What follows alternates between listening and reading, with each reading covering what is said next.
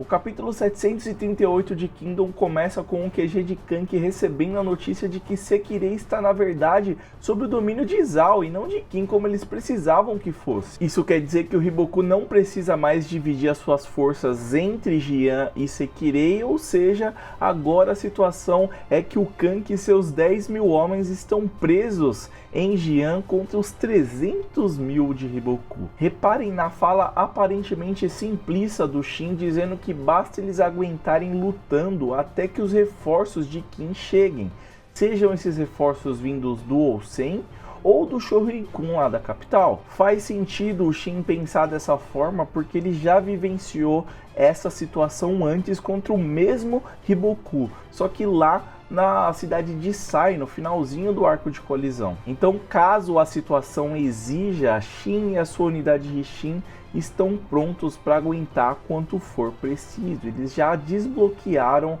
né, essa habilidade, né, esse estado de espírito para defender uma cidade até o final. Só que notem que o Kanki permanece calado durante essa cena do QG dele inteira, né? Como se ele já soubesse algo que a gente não sabe, como sempre. Fala, unidade, meu nome é Paulo, esse aqui é o Kanki, a gente está no arco dele, certo? E você tá no canal da unidade, o seu reduto aqui da obra-prima que é Kingdom. Se você lê Kingdom, você tem que estar inscrito, o que você está esperando. Agora, se você já faz parte da unidade, checa o seu sininho, né? Deixa o seu like sincero e, antes de começar o vídeo, já comenta chama acesa aí, que é o comentário padrão aqui da unidade, beleza? Esse é o review do capítulo 738 de Kingdom, beleza? Então, prepare-se para ter a sua experiência expandida. A corte do reino de Kin está no escuro desde que Kanki e seu exército chegaram a Sekirei. A razão disso é a extensão da prisão que o Hiboku preparou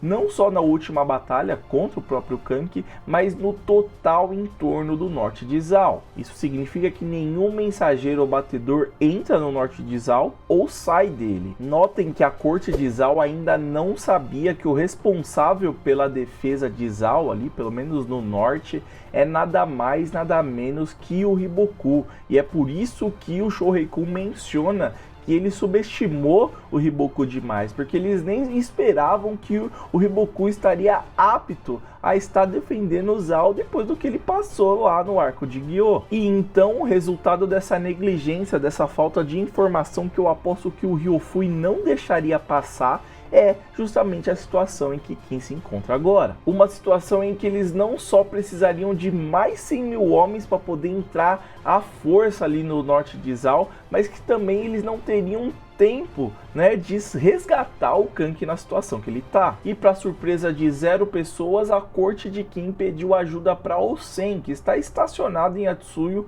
mas o mesmo não respondeu. Mais tarde, o próprio Ousen explica que antes de ajudar o Kanki, ele teria que primeiro atacar a cidade de Houmou, onde estão Kansaro e Jiaga, e depois a cidade de Rango ainda. Ou seja, além da máxima ali de que o Ousen não entre em batalhas que ele não possa ganhar, ele também não teria tempo de resgatar o Kanki na situação que ele está. Olha o nível de preparação, o nível de urgência, o hype que o Hara está construindo antes da batalha derradeira entre o Kanki e o Hiboku. Então o próprio Ousen, assim como o Shoryukun, também admite que eles subestimaram o Hiboku demais, galera. E como se não bastasse, o Rishi ainda joga mais gasolina ali na fogueira, lembrando o Shoryukun de uma das fraquezas, né, do sistema de 6 grandes generais, que diferente lá do anterior, em que os generais se ajudavam, né, era tipo uma entidade só ali que ia devastando a China. Aqui não é bem isso que acontece. Se um deles, no caso 5, né, já são 5, não são nem 6, se o Kanki morrer, vai dar ruim para Kin. Porque ao mesmo tempo que o sistema dos 6 grandes generais, ele é uma ameaça, é um escudo ali, né, aquela coisa, né, a melhor defesa é o ataque.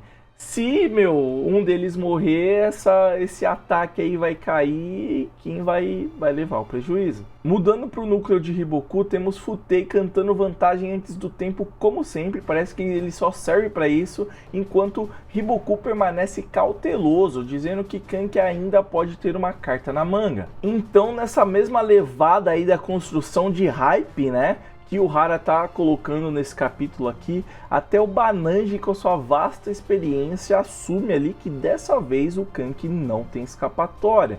Em seguida, o Riboku confessa que se houvesse uma batalha em que ele fosse derrotado e morto, ele teme que essa batalha seria justamente contra o Kanki. E aí, unidade, será que isso foi um foreshadow? Foi uma previsão do que está para acontecer na próxima batalha aí?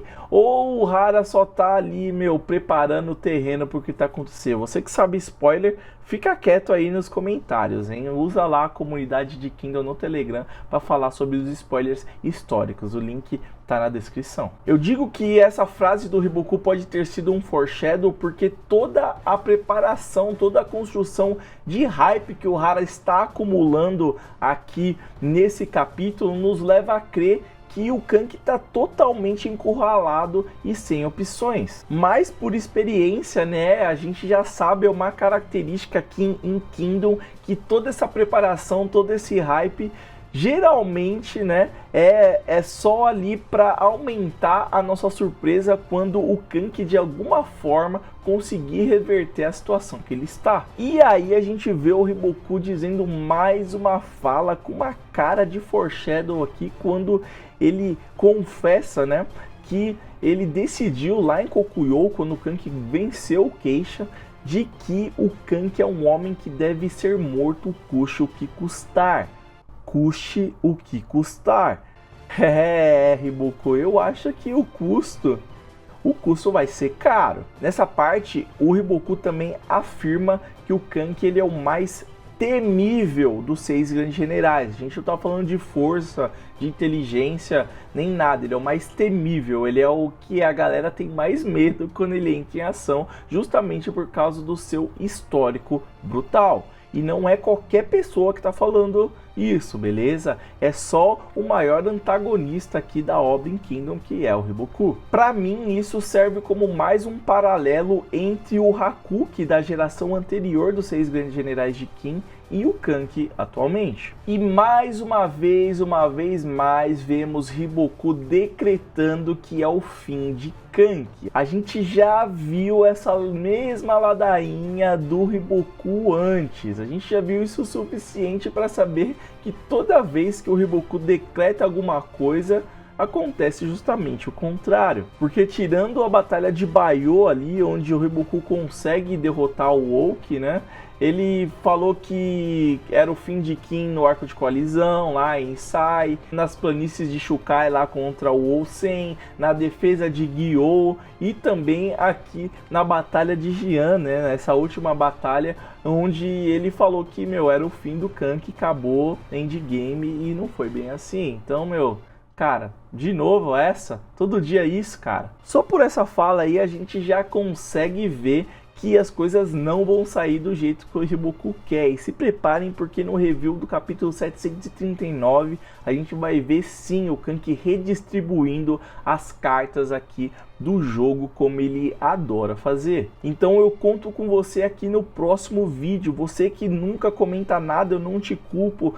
Só deixa a hashtag chama acesa aqui para ajudar o canal, certo? Deixa o seu like sincero também, ativa o sininho, beleza? Um grande abraço a todos os apoiadores aqui do canal da Unidade também, beleza? Tô ficando por aqui, mantenha a sua chama acesa aí. Tchau!